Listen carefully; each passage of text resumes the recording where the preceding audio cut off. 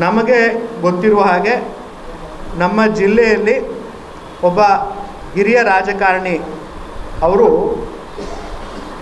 ಯಡಿಯೂರಪ್ಪವರಿಂದ ಜಿಲ್ಲೆಯ BJPಯಿಂದ ಅತಿ ಹೆಚ್ಚು ಏನು ನಾವು ಕರಿತೀವಲ್ಲ ಫಲಾನುಭವಿಗಳು ಅಂತಂದರೆ, ಫಲಾನುಭವಿ ಅಂದರೆ ಅದು ಐನೂರು ಮಂಜುನಾಥ್ ಅವರು ಅಂತ ಅವ್ರಿಗೂ ಗೊತ್ತಿದೆ, ಇಲ್ಲಿ ನೆರೆದಿರುವಂಥ ಪ್ರತಿಯೊಬ್ಬ ಪ್ರಮುಖರಿಗೂ ಗೊತ್ತಿದೆ, ಜನಕ್ಕೂ ಗೊತ್ತಿದೆ.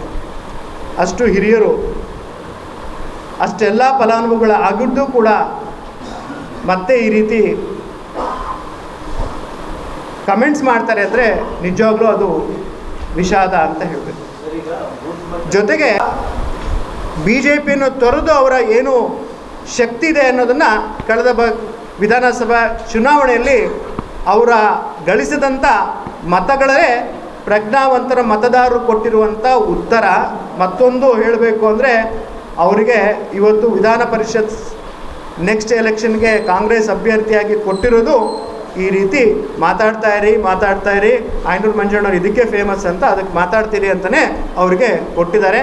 ಮತ್ತೊಮ್ಮೆ ವಿದ್ಯಾವಂತ ಪ್ರಜ್ಞಾವಂತ ಮತದಾರರು ಮುಂದೆ ಬರುವ ನೈಋತ್ಯ ಪದವೀಧರ ಚುನಾವಣೆಯಲ್ಲಿ ದಿಟ್ಟ ಉತ್ತರವನ್ನು ಕೊಡಲಿದ್ದಾರೆ. ಕಾದು ನೋಡೋಣ.